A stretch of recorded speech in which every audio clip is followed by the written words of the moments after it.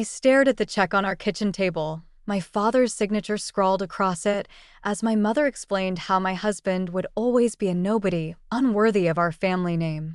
10 years of loving him suddenly reduced to a dollar amount they thought could erase him. I stared at the check on our kitchen table, my father's signature scrawled across it, as my mother explained how my husband would always be a nobody, unworthy of our family name. 10 years of loving him suddenly reduced to a dollar amount they thought could erase him. This is more than generous, Claire, my father said, his voice calm and reasonable, like he was discussing a business transaction rather than trying to bribe me into leaving the man I loved. Enough to give you a fresh start. Somewhere nice. The amount was staggering, 7 figures, more money than Michael would make in a decade at his teaching job. The kind of money that was supposed to make me forget 10 years of love, of building a life together, of choosing someone who saw me for me, not as an extension of the Montgomery family legacy. We've been patient, darling, my mother added, her diamond bracelet catching the light as she reached for my hand. I pulled away before she could touch me. We thought you'd outgrow this rebellion. But it's been 3 years of marriage now, and we need to be realistic. Realistic, I repeated, the word feeling hollow. You can't possibly be happy, she continued, glancing around our modest apartment with barely concealed disdain.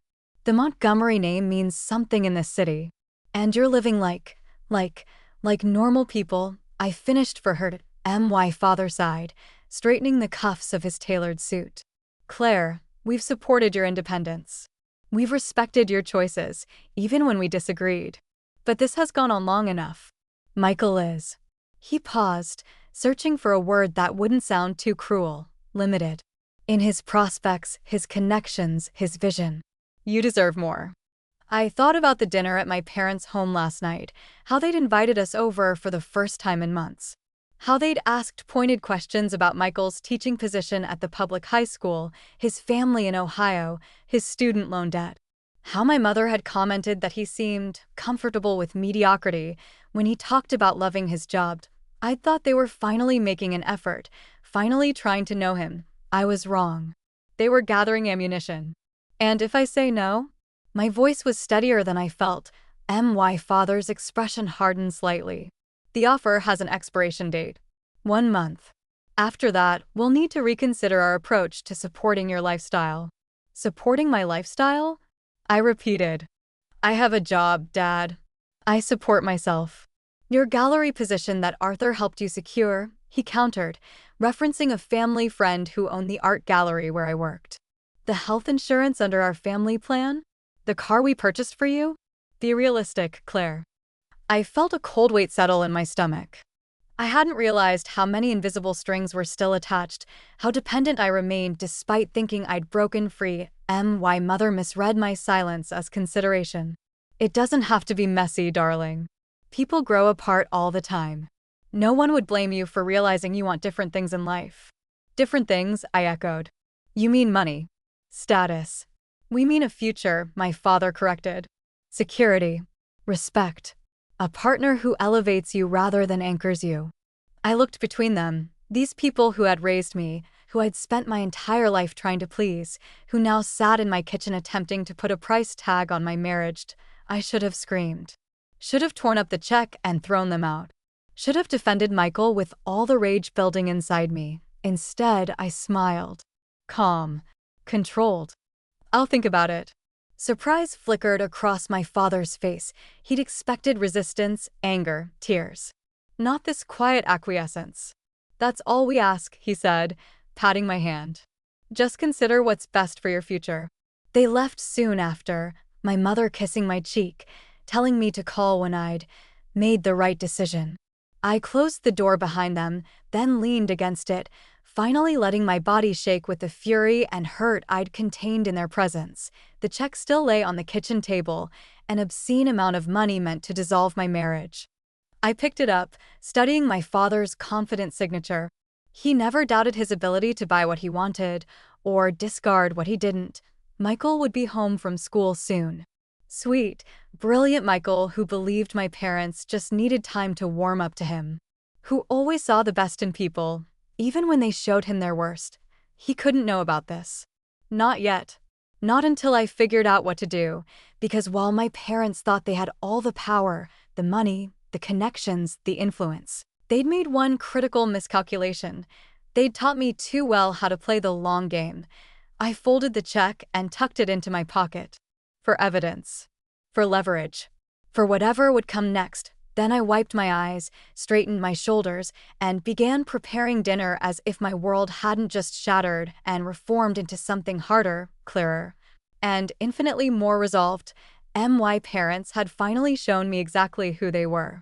And now I would show them exactly who I'd become. The next morning, I sat at our kitchen table while Michael showered, preparing for another day of teaching English to sophomores who probably didn't appreciate how lucky they were to have him. The check from my father burned in my pocket where I'd kept it, a physical reminder that I hadn't imagined yesterday's conversation. I needed to think, to plan, to understand exactly what I was dealing with. Despite their claims, my parents had never truly accepted my choice to marry Michael. I just underestimated how far they'd go to undo it. I pulled out my laptop and began making a list, a clear-eyed assessment of where we stood. Our assets, our vulnerabilities, the leverage my parents held over us, and what we held over them. The picture wasn't pretty. My gallery job, secured through family connections, provided only modest income. Our health insurance came through my parents' family plan. The car I drove daily was technically in my father's name. Even our apartment had a suspiciously reasonable rent for this neighborhood, making me wonder if my parents had quietly intervened with the management company. I'd thought I was independent. But I'd been living in a carefully constructed illusion of autonomy. Michael's position was more straightforward, but equally precarious. His teaching salary covered his student loans and contributed to our household, but there wasn't much left over. He'd recently applied for the head of the English department position, a significant promotion that would come with a meaningful raise. The decision was pending. I stared at the screen, the reality of our financial interdependence with my parents coming into sharp focus. They'd kept me tethered through 1,000 invisible threads of privilege and support, always maintaining the ability to cut those threads when it suited them. Michael appeared in the doorway, hair still damp, adjusting his tie. "Everything okay? You're intensely focused on something." I closed the laptop quickly. "Just gallery business. Inventory tracking." He smiled, crossing the room to kiss my forehead. "Sorry about dinner last night. I know your parents were, well, your parents. But maybe it's progress that they invited us at all." His optimism broke my heart. "Maybe," I said, forcing a smile. "I should know about the department head position by next week," he added, grabbing a travel mug of coffee. "That would help us start saving for a house, finally." The promotion. The one my father could probably influence with a single phone call to the school superintendent, who sat on the board of my father's foundation. "That's great, babe. You deserve it." After Michael left, I reopened my laptop and continued my assessment. What did we have that my parents couldn't control? My education, the art history degree and MBA they'd paid for, but couldn't take back. My network, not all of whom were exclusively my parents' connections, and most importantly, knowledge. I knew how my parents operated, their priorities, their pressure points. I'd been studying them my entire life, first to earn their approval, now to defend against their interference. I picked up my phone and called the one person who might understand. "Rebecca? It's Claire. I need your advice." Rebecca and I had been roommates in college. She'd married a woman her conservative family disapproved of, resulting in a painful estrangement followed by an eventual, carefully negotiated reconciliation. If anyone knew about navigating family rejection over a spouse, it was her. We met at a coffee shop far from my parents' usual haunts. I showed her the check. "Jesus," she whispered, eyes widening. "That's their attempt to buy me back," I finished. Rebecca handed back the check. "What are you going to do?" "I don't know yet, but I need to understand exactly what I'm dealing with." I hesitated. "There's something else that feels off. My parents have never shown interest in our finances before, but yesterday, my father knew specific details about Michael's student loans. Things I don't remember ever discussing with them." Rebecca's expression sharpened. "You think they've been gathering information on you? Monitoring you?" "Maybe." I've always kept my parents separate from our marriage. Michael doesn't even know half the things they've said about him because I didn't want to hurt him. But yesterday, it felt like they were operating with a whole file of information they shouldn't have had access to. Your parents have resources, Rebecca said carefully. Private investigators aren't expensive for people with that kind of wealth. The thought made my skin crawl, but it made sense. My father believed in due diligence in all things. Why not his daughter's marriage? I need to find out, I said. If they've been watching us, gathering information, trying to find pressure points. I need to know. Be careful, Rebecca warned. People like your parents don't respond well to being exposed. If you confront them without a plan, they'll just find another angle of attack. I know. That's why I called you. I need to figure out how to protect Michael and our marriage without burning everything to the ground. Rebecca studied me. The Claire I knew in college would have torn up that check and told her parents to go to hell. I smiled grimly. I've learned a few things since college. Sometimes the direct approach just makes powerful people dig in harder. So what's your plan? First, I need to verify what they know and how they got it. Then I need to close those access points. And finally, I need to establish financial independence quickly. And Michael? Are you going to tell him? I hesitated. Not yet. He still thinks they'll come around eventually. Finding out they tried to buy me away from him would devastate him. Rebecca nodded, understanding. Just don't wait too long. Secrets like this have a way of causing more damage the longer they're kept. After our meeting, I went straight to our bank and opened a new account in my name only. I transferred half our savings, not much, but a start. I then called our cell phone provider and requested a security audit, changing all passwords and security questions. These were small steps, but they represented something bigger, the beginning of a systematic dismantling of my parents' access to my life. That evening, while Michael graded papers, I went through our apartment with new eyes, looking for vulnerabilities. I checked my laptop security, enabled two-factor authentication on all accounts, and systematically changed every password I used. As I worked, a new understanding crystallized. This wasn't just about the money. It was about control. My parents had never seen me as truly adult, never respected my choices, never accepted that I might define success differently than they did. The check wasn't really an offer, it was a test. And my response would define our relationship moving forward. I wouldn't fail this test. But I would be the one setting the parameters for passing it. 1 week after my parents' offer, I sat in a small cafe across from Arthur Pembroke, owner of the gallery where I worked and my father's longtime associate. For 3 years, I'd viewed Arthur as my employer and mentor. Now I wondered if he'd also been my handler. Claire, this is unexpected. He stirred his espresso, regarding me with cautious interest. You said it was important? It is, I replied, keeping my voice even. I'm curious about something. When you offered me the position at the gallery, was it because of my qualifications or because my father asked you to? Arthur's hesitation told me everything. Your credentials were impeccable, he finally said, not quite answering the question. But my father made a call. He sighed. Robert mentioned you were struggling to find direction after graduate school. He thought working with art would suit your temperament well. He paused, choosing his words carefully, settled certain aspects of your personal life. My marriage. Arthur had the grace to look uncomfortable. Your father and I have been friends for 30 years. He was concerned. And has he asked you to report back? About my work? My marriage? My finances? Arthur's silence was confirmation enough. I appreciate your honesty, I said, though he hadn't actually spoken. I'd like to submit my resignation, effective immediately. Alarm crossed his face. Claire, that's not necessary. Your work has been excellent. I'm sure it has, I cut in. And I'm equally sure that as long as I work for you, my father will have access to information about my life that isn't his to have. I can't continue under those circumstances. He'll know I told you. No, I corrected. He'll assume I figured it out on my own. Which I should have, long ago. Arthur studied me with newfound respect. You're more like your father than either of you realize. I stood, gathering my bag. Thank you for the opportunity, Arthur. I've learned a great deal. What will you do now? He asked as I prepared to leave. I smiled. Something authentic. My next stop was Elise Chen's office. Elise had been my classmate in business school before founding her own art consultancy. We'd stayed in touch, and I'd occasionally sent clients her way when they needed services beyond what our gallery offered. Unlike Arthur, Elise had built her business without family connections or inherited wealth.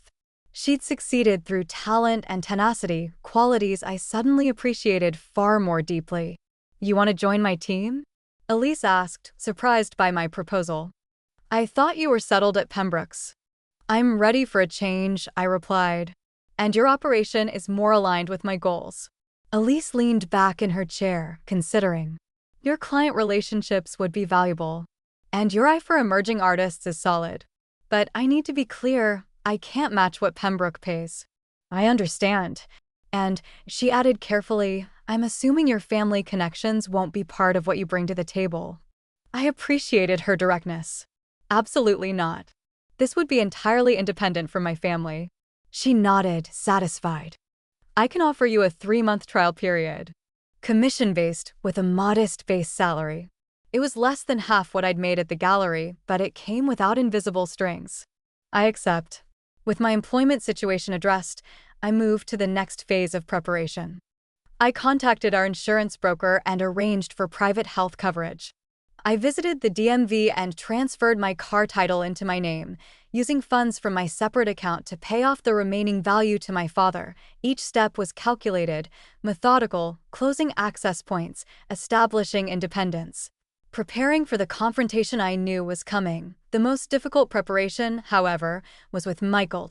He noticed the changes, of course, my resignation from the gallery, the new insurance cards, my increasing preoccupation.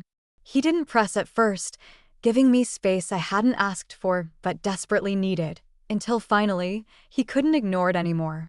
"Something's going on," he said one evening, sitting beside me on our couch. "You've been making major life changes without discussing them. That's not like you. That's not like us." I took his hand, knowing I couldn't tell him everything yet, but needing to share enough truth to maintain his trust. "I've been realizing how dependent I've been on my family's connections," I said carefully. "The gallery job, the insurance, even the car, they all came through my parents. I need to establish myself independently. Because of how they treat me," he concluded, his expression somber. "Because of how they treat us," I corrected. "Our choices. Our life together." He squeezed my hand. "I know they've never approved of me. I'm not blind, Claire. It's not about you," I insisted. "It's about control. They've never accepted that I might choose a different path than the one they planned." Michael studied me, his English teacher's perception seeing more than I was saying. "Did something happen?" "At the dinner." I hesitated, not ready to reveal the check or the full extent of my parents' interference. "Let's just say I've finally recognized some patterns that need to be broken." "Whatever you need," he said simply. "We'll figure it out together." His unquestioning support only strengthened my resolve. Michael deserved better than my parents' judgment and manipulation. We deserved better. My final preparatory step came from an unexpected source. My younger brother, James, called me out of the blue. "Claire? I heard you quit the gallery. Dad's not pleased." James, 3 years my junior and firmly entrenched in the family business, had always been the dutiful son. We weren't close, our relationship defined more by shared history than genuine connection. "I imagine he isn't," I replied neutrally. "He thinks you're making a mistake. With the job. And other things." I sighed. "Did he send you to talk sense into me?" "Actually," James said, surprising me, "I called because I found something you should see. Some files in Dad's study. About Michael." My breath caught. "What kind of files?" "Background checks. Financial records. Employment history. Professional evaluations from his supervisors." James paused. "It's extensive, Claire. And recent. Can you get copies?" "Already did," he replied. "I'll send them securely." I was stunned by his assistance. "Why are you helping me?" The line was quiet for a moment before he answered. "Because I remember when you used to actually laugh. Before you started trying so hard to be what they wanted. The documents arrived the next day, comprehensive surveillance of my husband's life, conducted by a private investigator my father had retained. Bank statements, credit reports, medical records, even transcripts of conversations with colleagues. It was invasive, illegal, and exactly the leverage I needed. Armed with this evidence and newly established independence, I was ready for the final phase of my plan. I texted my parents a simple message: "I've made a decision about your offer. We need to meet. Tomorrow, 3 p.m. My apartment." My mother replied immediately, "We're so glad, darling. We'll be there." They thought they were coming to collect their daughter. They were wrong. The chessboard was set. All pieces in position. Tomorrow, they would learn exactly who they were playing against. I prepared our apartment meticulously for my parents' arrival. Coffee service arranged on the living room table. Files neatly stacked on the side table. The check, still uncashed, placed in the center where it couldn't be missed. Michael was at school, teaching. I had asked him to come home early, but not told him why. Some conversations needed to happen in sequence. At precisely 3 p.m., the doorbell rang. My parents were nothing if not punctual. I opened the door to find them looking expectant, victorious even. My mother wore pearls and a designer dress, as if coming to collect me from a regrettable situation. My father stood behind her, his expression a mixture of satisfaction and impatience. "Claire, darling," my mother said, stepping forward to kiss my cheek. I allowed it, keeping my face neutral. "Please come in," I said, leading them to the living room. "Can I offer you coffee?" "That would be lovely," my mother replied, settling onto our couch with careful consideration, as if afraid it might soil her outfit. My father remained standing, his gaze fixed on the check on the coffee table. "You've had time to consider our offer." "I have," I confirmed, pouring coffee with steady hands. "Though I'm curious, how did you decide on that specific amount?" My father looked slightly taken aback by the question. "We thought it was fair. Generous, even." "Based on what valuation?" I pressed, handing them each a cup. "What metrics did you use to determine the price of my marriage?" My mother's smile faltered. "Claire, that's not— Did you calculate Michael's earning potential over a lifetime? Subtract it from what you believe I could make with a more suitable husband? Or was it simpler, just the minimum amount you thought would tempt me?" My father's eyes narrowed. "We're trying to help you, Claire." "Are you?" I picked up the first file from the stack and opened it. "Is that why you hired a private investigator to monitor my husband? To gather his financial records, medical history, personal correspondence? To help me?" My parents exchanged a quick glance, surprise, then anger. My father recovered first. "Where did you get that? Does it matter?" I extracted a page detailing Michael's student loan payments. "What matters is that you've been invading our privacy, systematically monitoring my husband's life without consent. Do you know that's illegal, Dad?" "I was protecting my daughter," he said stiffly. "Learning the truth about the man you married." "And what truth did you discover?" I set the file down and picked up another. "That he pays his debts on time?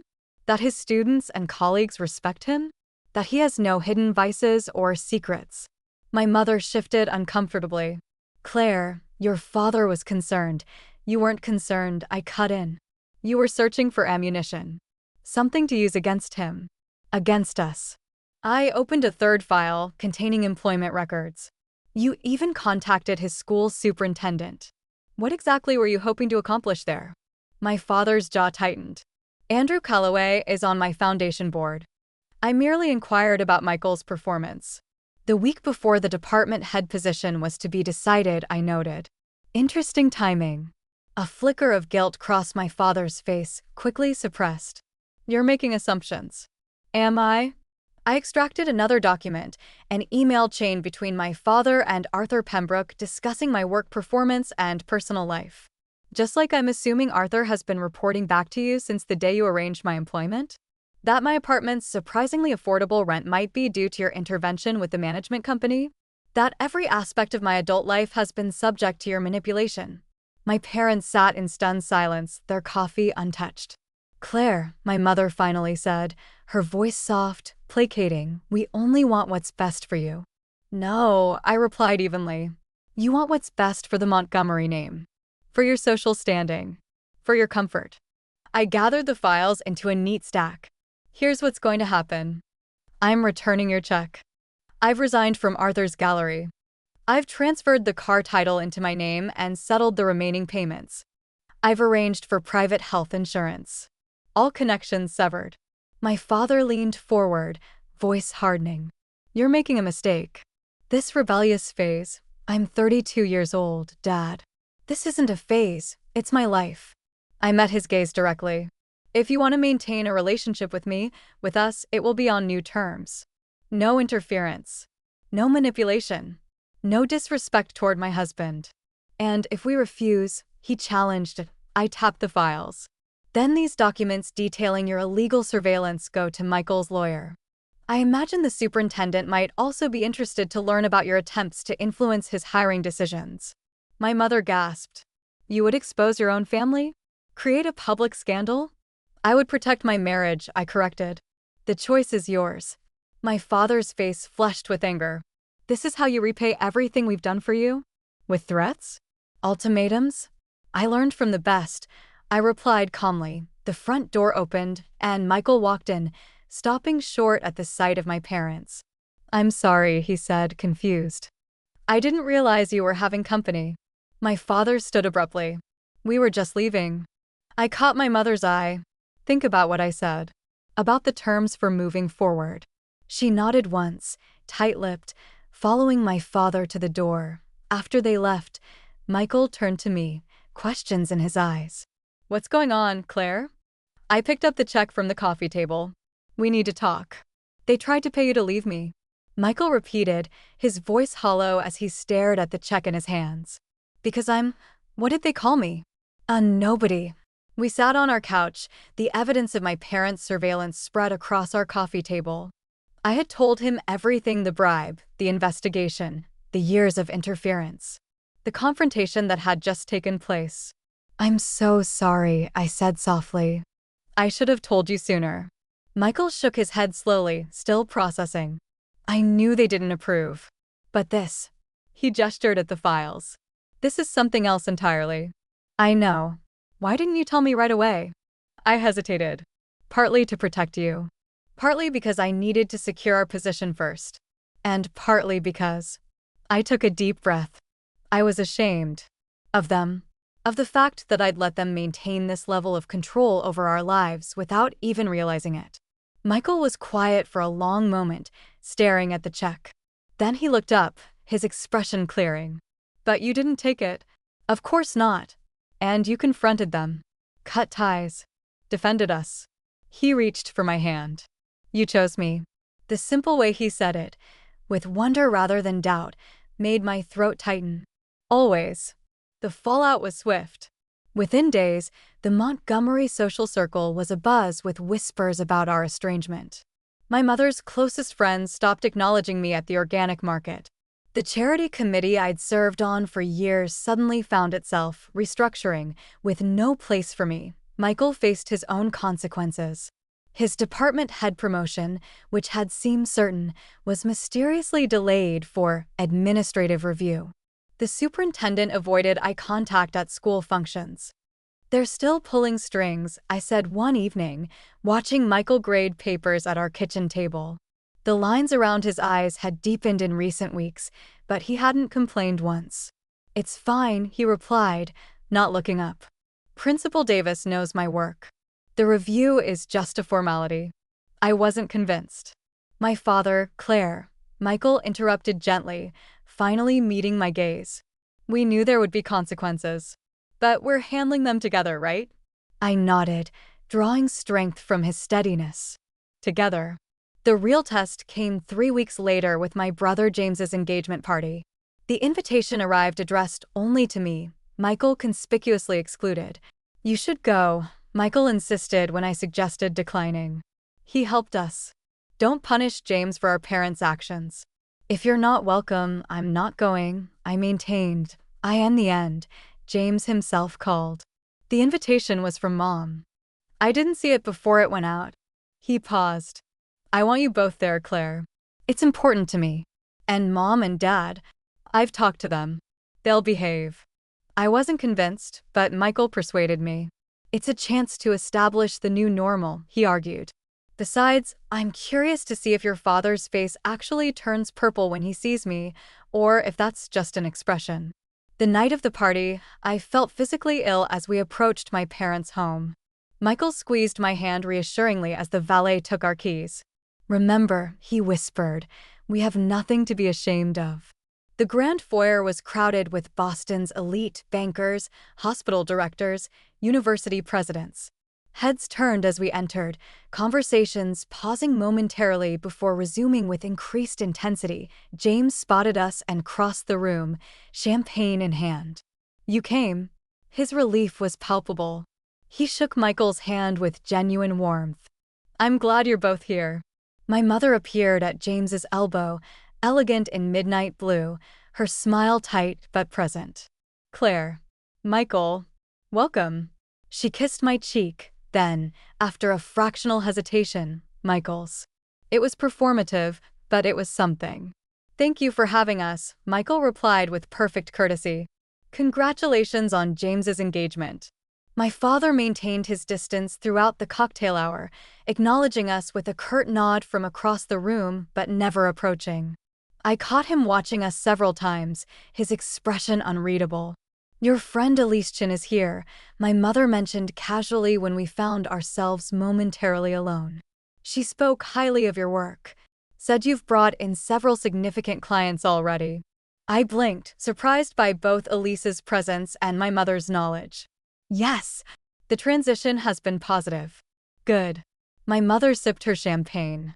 That's good. It wasn't an apology or even approval, but it was an acknowledgement of my independence. I would take it. The real shock came during dinner. We had been seated at a table far from my parents, a slight but an expected one. What I hadn't expected was Superintendent Calloway appearing beside our table as dessert was served. Michael, Claire, he greeted us warmly. Lovely to see you both. Michael half rose, clearly surprised. Superintendent. You know my wife. We've met at foundation events, he replied smoothly. Actually, Michael, I've been meaning to catch you. The board approved your appointment yesterday. Congratulations, you're officially the new department head. Michael's face lit up. Thank you, sir. I'm honored. You earned it, Calloway replied firmly. Your proposal for the advanced reading program was exceptional. Very innovative. As he walked away, I caught sight of my father across the room, watching the exchange. Our eyes met, and he gave me a single, almost imperceptible nod. Did your father? Michael began, following my gaze. I don't know, I admitted. Maybe. Or maybe you really are just that good at your job. Michael smiled, squeezing my hand under the table. I like this second explanation better. By the end of the evening, it was clear that some sort of shift had occurred. Not reconciliation, not forgiveness, but a fragile ceasefire. My parents had realized they couldn't control me through money or manipulation. Now they were trying a different approach. As we prepared to leave, my father finally approached, stopping us in the hallway. Claire, he acknowledged, then, with visible effort, Michael. I hope you enjoyed the evening. It was a lovely party, Michael replied. James and Catherine seemed very happy. My father nodded stiffly. They are. An awkward silence fell. I waited, letting him struggle. Your mother tells me your new position is going well, he finally said. It is. Another pause. Then, with what appeared to be physical pain, he added, and congratulations on the department head position, Michael. It's well-deserved, I'm sure. Before either of us could respond, he turned and walked away, conversation complete. I in the car heading home. Michael laughed softly. Was that your father attempting civility? I believe it was, I confirmed, feeling something between amusement and disbelief. Progress? I thought about it, about the complicated path ahead. Maybe, on their terms, it would have been impossible. But on ours, Michael nodded, understanding. It's a start. The ceasefire lasted exactly 6 weeks. Long enough for me to think perhaps we had reached a new understanding, a way forward with clear boundaries and mutual respect. I should have known better. The first sign came in the form of a dinner invitation, not from my parents, but from the Calloway family. A small gathering at their home, ostensibly to celebrate Michael's new position. "It seems genuine," Michael said, reviewing the handwritten note. Susan Calloway mentioned that several department heads will be there. I wasn't so sure. It's strange timing. And the Calloways have always been firmly in my parents' social circle. Maybe they're branching out, Michael suggested, ever optimistic. Or maybe your father really has accepted that I earned the position on merit. I wanted to believe it was possible. That my confrontation had truly changed something fundamental in my parents' approach. That they had recognized our autonomy and were genuinely trying to adapt. We accepted the invitation. The dinner started pleasantly enough. The Calloways were gracious hosts, their home elegant but not ostentatious. The conversation flowed easily, focusing on educational initiatives and school district politics. Michael shone in these discussions, his passion for teaching and thoughtful insights drawing appreciative nods from the other educators present. I was beginning to relax when I noticed Superintendent Calloway directing Michael toward his study for what he called a quick chat about the departmental budget. My instincts flared. I excused myself from the conversation with Susan Calloway and moved to follow them, but found my path blocked by a familiar figure. "Claire," said Edward Wheaton, my father's attorney and close friend since college. "I was hoping to catch you. Your mother mentioned you've taken a position with Elise Chen's firm." I hadn't realized Edward was attending. His presence confirmed my suspicions. This wasn't just a professional dinner. "Yes," I replied cautiously. "It's been a positive move." "Interesting choice," he mused. "Small operation, limited client base. If you're exploring options, I know several galleries better aligned with your expertise." I recognized the offer behind his words. The Montgomery influence extending an olive branch, or rather, a golden handcuff. "I'm quite content with my current position, thank you." Edward nodded, undeterred. "Of course. Though I should mention, Chen's firm is bidding on the Atkinson collection. Your father sits on the selection committee." The implication was clear.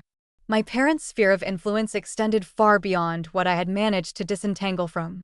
They could help or hinder my new career with a single word. "How convenient that you're sharing this information," I observed, keeping my voice level. "Is this a warning or an offer?" Edward smiled blandly. "Merely a coincidence I thought might interest you." Before I could respond, I heard Michael's voice from the direction of the study. "I appreciate the advice, but I'll need to discuss this with Claire first." I excused myself from Edward and moved toward the sound. Michael was emerging from Calloway's study, his expression polite but tight. "Everything okay?" I asked quietly as I reached his side. "Fine," he replied, though his tone suggested otherwise. "Just discussing some career opportunities." We made our excuses shortly after, claiming an early morning commitment. In the car, Michael finally explained. "Calloway offered me a position at the district administrative level. Curriculum development. Significant salary increase, but you'd leave teaching," I finished. I knew how much Michael loved the classroom, the direct interaction with students. "Exactly." He frowned. "And it came with strings attached. The position would require evening events, foundation galas, being part of the community." "My parents' community," I translated. Michael nodded. It felt orchestrated. Like I was being offered a path to acceptability.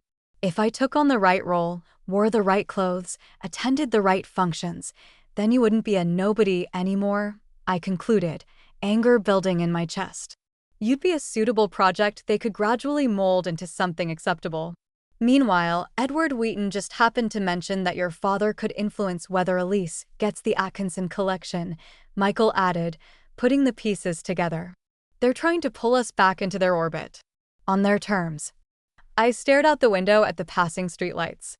After everything, the confrontation, the exposure of their surveillance, the clear boundaries I had established, they were still trying to control us.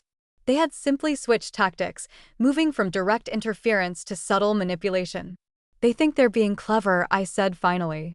"Offering carrots instead of sticks. Making it seem like they're accepting you when really they're trying to transform you into someone they find acceptable." Michael reached for my hand across the console. "What do we do?" I squeezed his fingers, already formulating a plan. We show them that we recognize the game and that we're not playing. The next morning, I called Elise directly.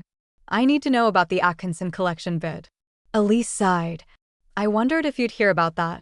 Yes, we're bidding. And yes, your father is on the selection committee. He's already implied that our chances would improve if certain internal adjustments were made. Meaning if you let me go. He didn't say it explicitly, but Elise trailed off. Claire, I value your work, but this collection would transform our firm. I need to consider what's best for the business. I understand, I said, and I did. My father had chosen his target well. What if I told you there was a way to get the collection without giving in to his leverage? I'm listening. After outlining my approach to Elise, I called James. I need your help again, I explained. Dad is trying to pressure Elise's firm by threatening their bid for the Atkinson collection. James didn't sound surprised. They discussed it at dinner last week. Dad thinks if you lose your position, you'll come back to the fold. Accept their version of your life. Can you help me get information about the other bidders? The selection criteria? Already on it, James replied. Catherine's cousin works for the Atkinson Foundation. I'll have details by tomorrow. Michael, meanwhile, scheduled a meeting with Superintendent Calloway. I'm declining the administrative position, he informed me afterward. But I pitched my advanced reading program expansion instead. If he was genuinely impressed with it before, this gives him a chance to prove it through funding. Our counteroffensive moved quickly. With James's intelligence about the selection process, Elise was able to adjust her bid to emphasize the unique perspectives her diverse team, including me, brought to art curation. I reached out to several influential artists I knew from my gallery days, securing statements of support for Elise's approach to emerging talent, but the most effective move came from an unexpected quarter. Michael's former student, now an assistant at the Atkinson Foundation, organized an educational outreach program featuring artists from Elise's roster, bringing art directly into public school classrooms, including Michael's. The story was picked up by local media. Innovative art education program connects elite collections with underserved students. The foundation board, committed to community engagement, took notice. A week later, Elise received notification that her firm had secured the Atkinson collection, not through my father's influence, but despite his opposition, that same day. The school board approved funding for Michael's expanded reading program, based on its educational merit and community support. We had outmaneuvered my parents not by direct confrontation, but by creating success on our own terms that made their influence irrelevant. The final move came when I received a text from my mother, your father, and I would like to discuss recent events. Dinner Friday? I showed Michael the message. What do you think? He considered it carefully. I think it's time we hosted them for a change. At our home on our terms. I smiled, sending a reply, we'd be happy to have you over. Our place, 7 p.m. The response was immediate, we'll bring wine. No protests, no attempts to change the venue to somewhere more in line with their standards. Just simple acceptance. Perhaps they were finally beginning to understand. We weren't rejecting them, we were rejecting their control. And if they wanted to be part of our lives, they would need to respect the difference. As Michael and I prepared for their visit, I felt neither triumph nor anxiety, just a quiet certainty that we had found our own path forward. Together, on our terms, creating a life authentic to us rather than prescribed by others. Ready? Michael asked as 7 o'clock approached. I squeezed his hand. Ready. The doorbell rang, and we went to greet my parents, not as adversaries or subjects, but as equals. Of my parents' interference. Let's just say I've finally recognized some patterns that need to be broken. Whatever you need, he said simply. We'll figure it out together. His unquestioning support only strengthened my resolve. Michael deserved better than my parents' judgment and manipulation. We deserved better. My final preparatory step came from an unexpected source. My younger brother, James, called me out of the blue. Claire? I heard you quit the gallery. Dad's not pleased. James, 3 years my junior and firmly entrenched in the family business, had always been the dutiful son. We weren't close, our relationship defined more by shared history than genuine connection. I imagine he isn't, I replied neutrally. He thinks you're making a mistake. With the job. And other things. I sighed. Did he send you to talk sense into me? Actually, James said, surprising me, I called because I found something you should see. Some files in Dad's study. About Michael. My breath caught. What kind of files? Background checks. Financial records. Employment history. Professional evaluations from his supervisors. James paused. It's extensive, Claire. And recent. Can you get copies? Already did, he replied. I'll send them securely. I was stunned by his insistence. Why are you helping me? The line was quiet for a moment before he answered. Because I remember when you used to actually laugh. Before you started trying so hard to be what they wanted. The documents arrived the next day, comprehensive surveillance of my husband's life, conducted by a private investigator my father had retained. Bank statements, credit reports, medical records, even transcripts of conversations with colleagues. IT was invasive. Illegal. And exactly the leverage I needed. Armed with this evidence and newly established independence, I was ready for the final phase of my plan. I texted my parents a simple message. I've made a decision about your offer. We need to meet. Tomorrow, 3 p.m. My apartment. My mother replied immediately, We're so glad, darling. We'll be there.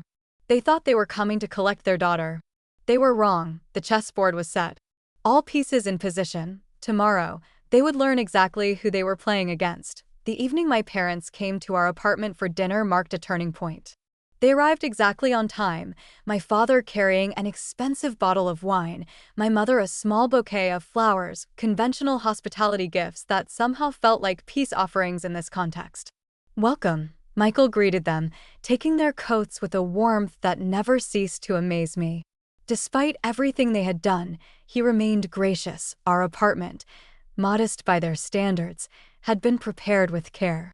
Nothing extravagant or showy, just a home-cooked meal in a clean, comfortable space filled with books, art, and the small treasures of our life together. My mother glanced around, her usual critical assessment visible but muted. You've rearranged since we were last here. It's very cozy. From her, this qualified as effusive praise. Dinner proceeded with careful conversation, neutral topics, gentle explorations of where boundaries now stood. My father asked about Elisa's firm and the Atkinson collection without mentioning his role on the selection committee. My mother inquired about Michael's reading program with what seemed like genuine interest. It wasn't until dessert that we approached the elephant in the room. I understand you declined Andrew Calloway's administrative position, my father said to Michael, setting down his fork. An interesting choice, given the financial benefits. Michael nodded. Teaching is where my skills and passion align. The classroom is where I can make the most difference. Even if it limits your advancement? It depends on how you define advancement, Michael replied evenly. Status and salary aren't my primary metrics for success. My father studied him with new consideration. Most people don't have the luxury of such idealism. It's not idealism, I interjected. It's priorities. Michael values meaningful work over prestige, just as I value authentic professional relationships over advantageous ones. Like Chen's firm over Pembroke's, my mother observed. Exactly. My parents exchanged a glance, some unspoken communication passing between them. Then my father cleared his throat. We may have misjudged certain aspects of your situation, he said carefully. Coming from him, this was practically a mea culpa. Robert, my mother said with gentle reproach. She turned to us, her perfectly manicured hands clasped tightly in her lap. What your father is attempting to say is that we were wrong. About how we approached your marriage. About the offer. She glanced at the space where the check had once lain. About many things. I sat very still, hardly daring to believe what I was hearing. You were wrong, I repeated, wanting to hear it again. My father shifted uncomfortably.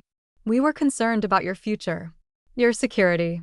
We saw Michael's background as limiting. But we were operating on assumptions, my mother continued. And recent events have challenged those assumptions. Recent events, I echoed. You mean us outmaneuvering you with the Atkinson collection? Michael's program getting funded on its merits? Our refusing to be manipulated back into your orbit. Claire, Michael murmured, a gentle warning not to push too hard. My father's jaw tightened, but he nodded. Yes, among other things. Such as, I pressed. My mother sighed. Such as watching you build something meaningful independently. Seeing Michael's commitment to his work and to you. Realizing that our methods were. She hesitated, searching for the right word, counterproductive. It wasn't a complete acknowledgement of the harm they'd done, but it was more than I'd expected. More than they'd ever conceded before. James has also been quite vocal about his perspective, my father added, a hint of exasperation in his tone. He seems to think we've been, as he puts it, on the wrong side of history in this situation. I made a mental note to thank my brother later. So what now? I asked. What exactly are you proposing? A reset, my mother suggested.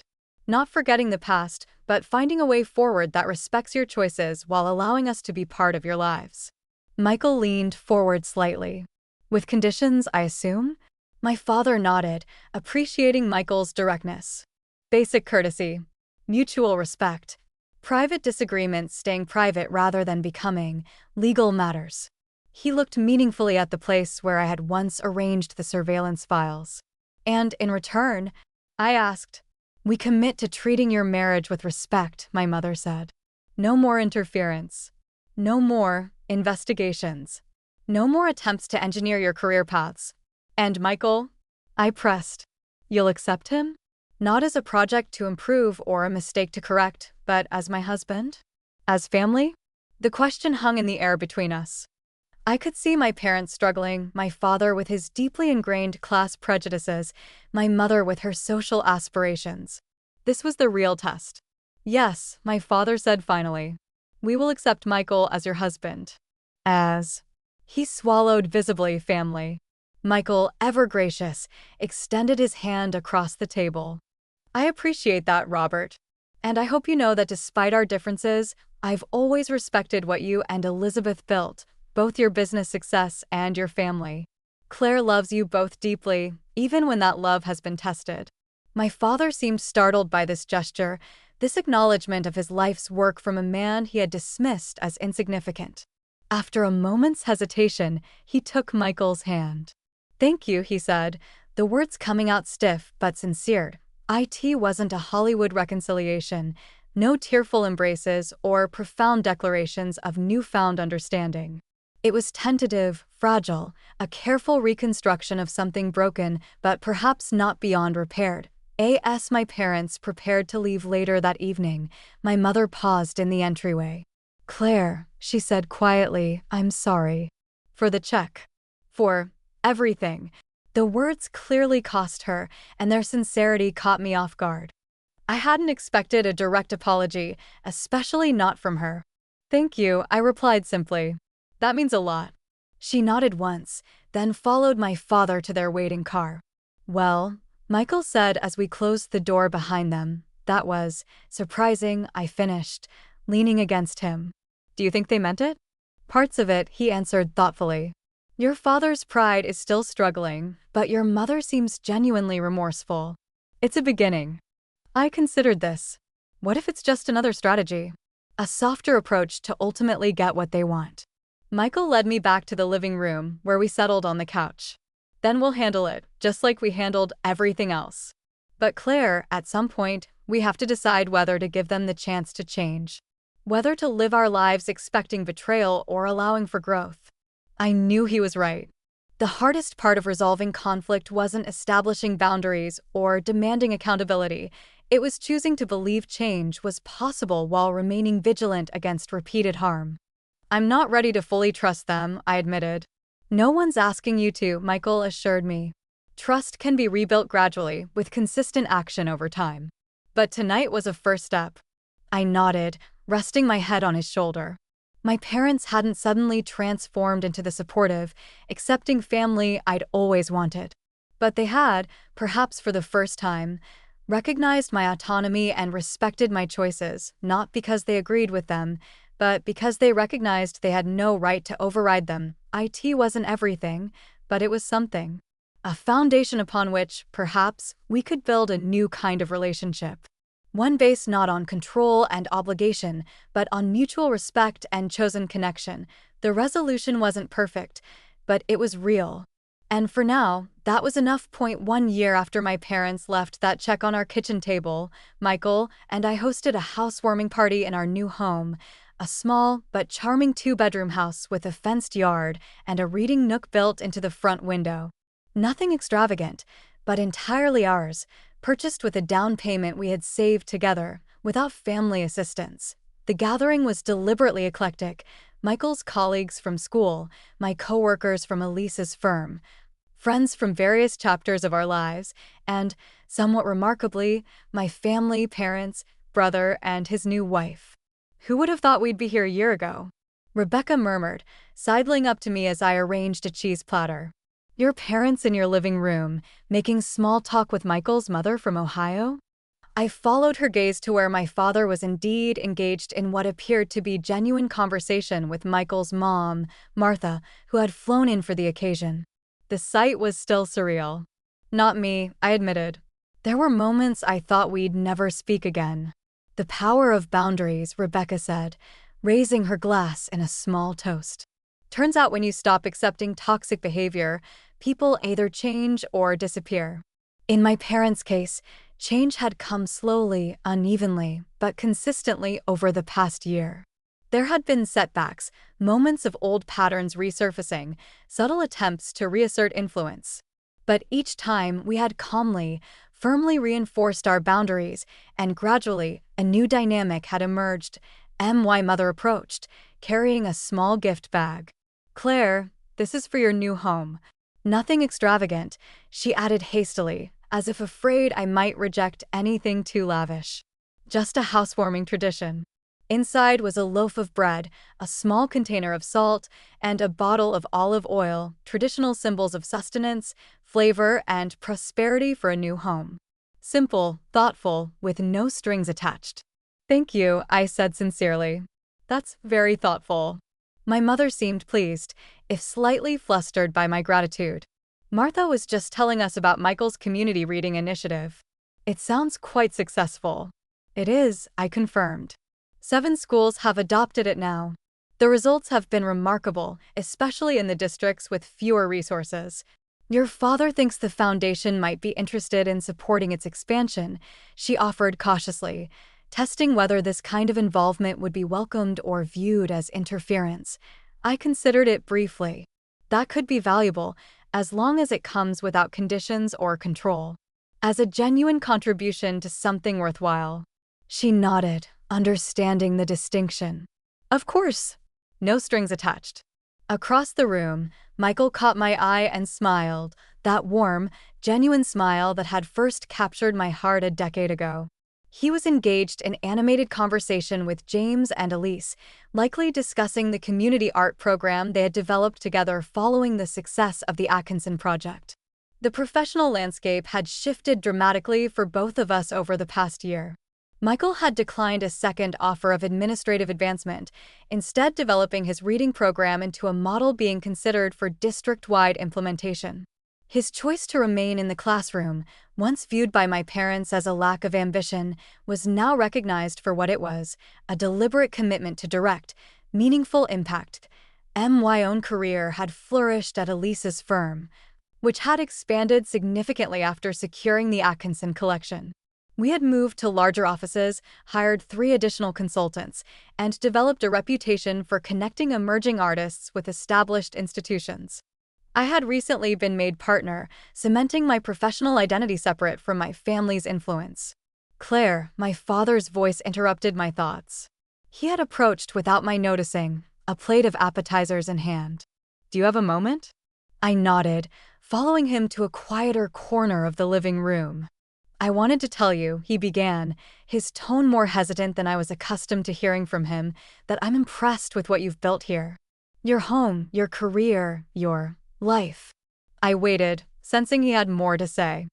When you were growing up, he continued, I had very specific ideas about what success should look like for you. The right schools, the right career, the right husband. He glanced toward Michael. I thought I knew what would make you happy, what would give you security and fulfillment. But you didn't, I said quietly. No, he admitted. I didn't. You found those things on your own terms, in ways I wouldn't have predicted or chosen. He paused, his gaze direct now. But I can't argue with the results. You seem content. In a way I'm not sure I've seen before. It was perhaps the most honest thing my father had ever said to me. I am, I confirmed.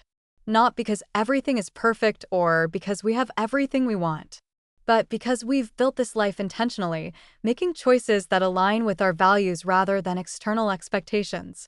My father nodded slowly. Your mother and I didn't have that luxury when we were starting out. Or perhaps we didn't recognize it as an option. Success had very clear metrics in our world: financial achievement, social position, influence. Those aren't bad things, I acknowledged. They're just not the only things. No, he agreed. They're not. He hesitated, then added, I'm still learning that. But I'm trying. This admission of incomplete understanding, of ongoing growth, from a man who had always presented himself as all-knowing was perhaps the most significant change of all. Later, as guests began to depart, Martha hugged me warmly. I knew from the first time Michael brought you home that you had a backbone of steel under those fancy manners, she said with characteristic frankness. Standing up to your parents took courage. Giving them a chance to make amends took even more. Her words stayed with me as Michael and I cleaned up after the party, moving comfortably around each other in our new space. Penny, for your thoughts? He asked, catching my distant expression. I was thinking about what your mom said. About standing up to my parents and then giving them a chance to change. I rinsed a plate, passing it to him to dry. A year ago, I thought the resolution would be either complete estrangement or total surrender. I never imagined this middle ground where they're part of our lives, but on completely different terms. Michael nodded thoughtfully. Relationships aren't static. They're constantly being renegotiated as people change and circumstances evolve. The key is whether everyone's willing to participate in that evolution honestly. When did you get so wise? I teased, flicking soap suds at him. I've always been wise, he replied with mock indignation. It's part of why you fell for me, along with my rugged good looks and impressive collection of literary references. I laughed, leaning against the counter. Do you ever think about what would have happened if I'd taken that check? No, he said simply. Because I know you, Claire. Really know you. Taking that check was never a possibility, no matter how it might have appeared to your parents. His certainty warmed me, this unshakable faith in who I was at my core. Besides, he added with a grin, we've built something far more valuable than whatever amount was on that check. He was right.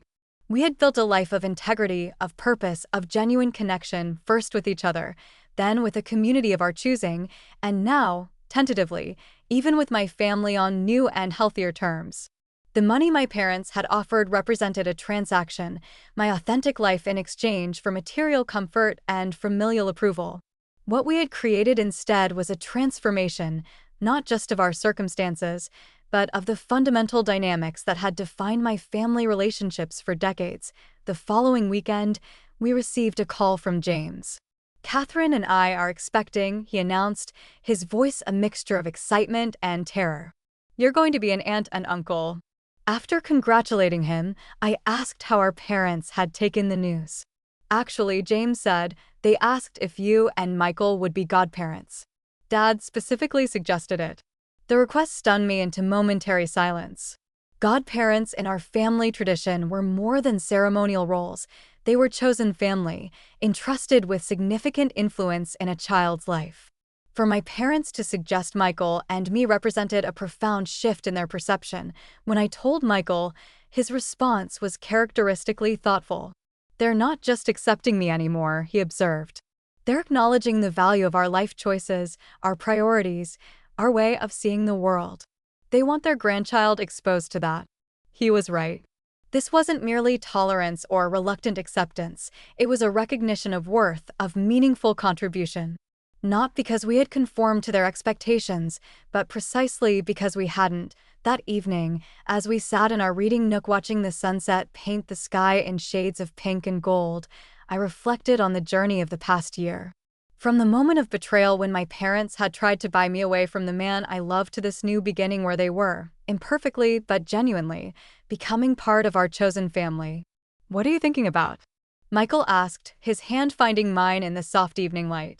That sometimes the best new beginnings come from refusing the endings others try to write for us, I replied. Outside our window, spring was taking hold, new growth emerging from soil that had weathered the winter's harshest days. Inside, wrapped in the life we had built together, I felt a similar renewal. Not a perfect resolution with every hurt healed and every difference reconciled, but something real and living and true, a story still being written, but now on our own terms. Of my parents' interference. Let's just say I've finally recognized some patterns that need to be broken. Whatever you need, he said simply. We'll figure it out together. His unquestioning support only strengthened my resolve. Michael deserved better than my parents' judgment and manipulation. We deserved better. My final preparatory step came from an unexpected source. My younger brother, James, called me out of the blue. Claire? I heard you quit the gallery. Dad's not pleased. James, 3 years my junior and firmly entrenched in the family business, had always been the dutiful son. We weren't close, our relationship defined more by shared history than genuine connection. I imagine he isn't, I replied neutrally. He thinks you're making a mistake. With the job. And other things. I sighed. Did he send you to talk sense into me? Actually, James said, surprising me, I called because I found something you should see. Some files in Dad's study. About Michael. My breath caught. What kind of files? Background checks. Financial records. Employment history. Professional evaluations from his supervisors. James paused. It's extensive, Claire. And recent. Can you get copies? Already did, he replied. I'll send them securely. I was stunned by his insistence. Why are you helping me? The line was quiet for a moment before he answered. Because I remember when you used to actually laugh. Before you started trying so hard to be what they wanted. The documents arrived the next day, comprehensive surveillance of my husband's life, conducted by a private investigator my father had retained. Bank statements, credit reports, medical records, even transcripts of conversations with colleagues. IT was invasive. Illegal. And exactly the leverage I needed. Armed with this evidence and newly established independence, I was ready for the final phase of my plan. I texted my parents a simple message. I've made a decision about your offer. We need to meet. Tomorrow, 3 p.m. My apartment. My mother replied immediately, We're so glad, darling. We'll be there. They thought they were coming to collect their daughter. They were wrong, the chessboard was set. All pieces in position. Tomorrow, they would learn exactly who they were playing against.